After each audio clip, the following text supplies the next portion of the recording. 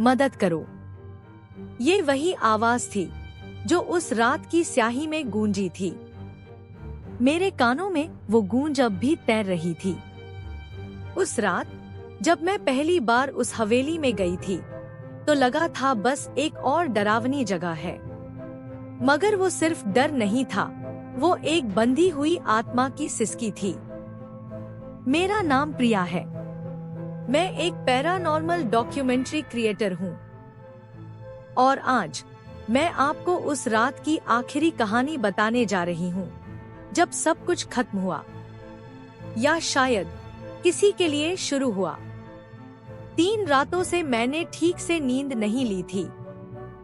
हर रात मेरी खिड़की के बाहर कोई खड़ा होता, उसकी परछाई दीवारों पर चलती रहती, मगर आवाज नहीं आती थी, बस एक ही शब्द, मदद करो। आज मैं फिर उसी हवेली में लौट रही थी, लेकिन इस बार डर को पीछे छोड़कर। मैं उसके पास नहीं जा रही थी क्योंकि मैं निडर थी। मैं जा रही थी क्योंकि अब मैं उसे अकेला छोड़ना नहीं चाहती थी। जब मैं हवेली के पुराने लोहे के गेट से अंदर दाखिल हुई तो हवा ने जैसे मेरा स्वागत किया, एक सर्द झोंका जो मेरे रोंगटे खड़े कर गया। पहला संकेत। मैं उसी कमरे में पहुंची जहां पिछली बार मैंने मोमबत्ती रखी थी। वहां सब वैसा ही था, सन्नाटा, जर्जर दीवारें और वो पुराना झूमर जो अब भी हिलता दिख रहा था, हवा के बिना। अचानक फर्श पर एक खिलौना लुढ़कता हुआ मेरी ओर आया, वही टेडी बेयर जिसे मैंने पिछली बार देखा था। मैंने उसे उठाया, उसकी एक आंख गायब थी और उसमें से रुई झांक रही थी। ये तुम्हारा है? मैंने हल्के से पूछा, मानो वो यही हो। वो परछाई फिर दीवार पर उभरी, छोटे कद की, झुकी हुई।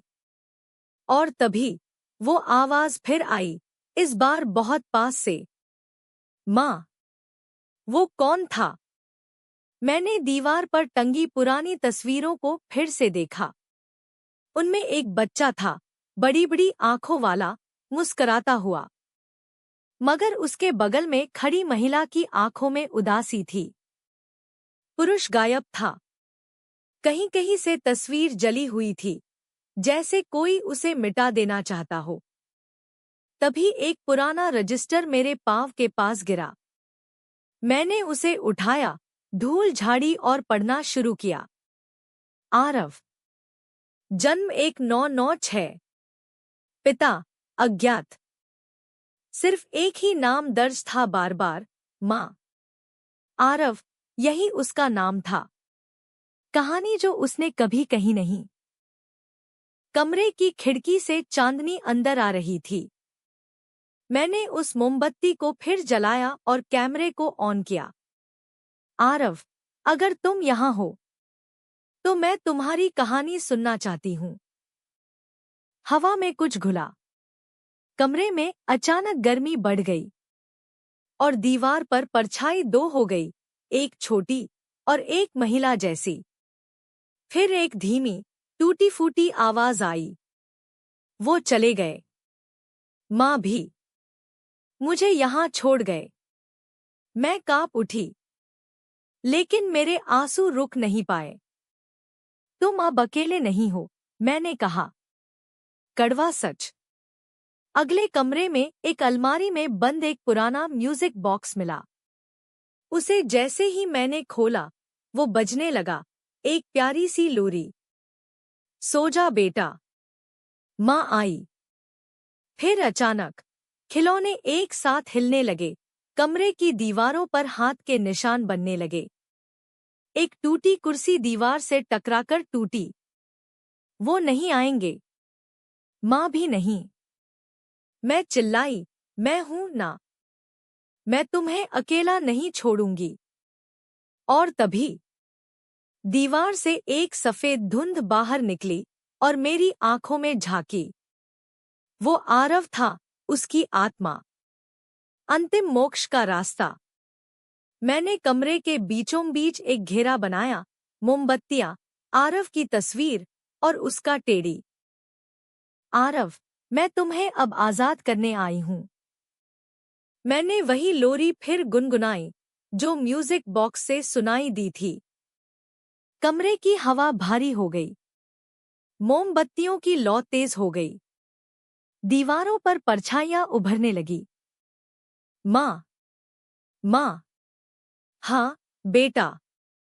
मैं तेरी माँ नहीं, पर आज तुझे माँ जैसा प्यार दूंगी। और जैसे ही मैंने ये कहा, हवा रुक गई। मोमबत्तियां बुझ गई। और आरव की परछाई गायब हो गई। शांति।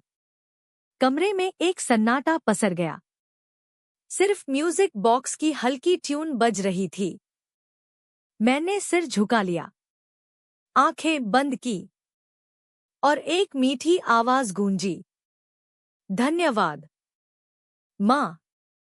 उस रात पहली बार मुझे नींद आई, गहरी और सुकून भरी। जब मैं सुबह उठी तो कमरे में सिर्फ टेडी था, उसकी आंख वापस थी। अब मैं बदल चुकी हूँ। मैं घर लौटी, वीडियो एडिट किया और यूट्यूब पर अपलोड किया। Haunted haveli, a child's last good bye. लाखों लोगों ने वीडियो देखा। किसी ने डर महसूस किया, किसी ने आंसू बहाए। मगर सिर्फ मैं जानती थी वो रात क्या थी।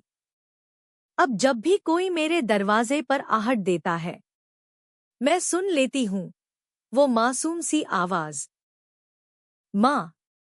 और मैं मुस्कुराकर कहती हूँ, मैं यही हूँ आरव, हमेशा।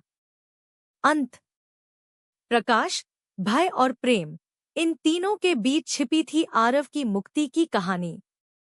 एक अधूरी आत्मा, एक अधूरा बचपन, और एक स्त्री जिसने मां बनकर एक आत्मा को घर लौटा दिया।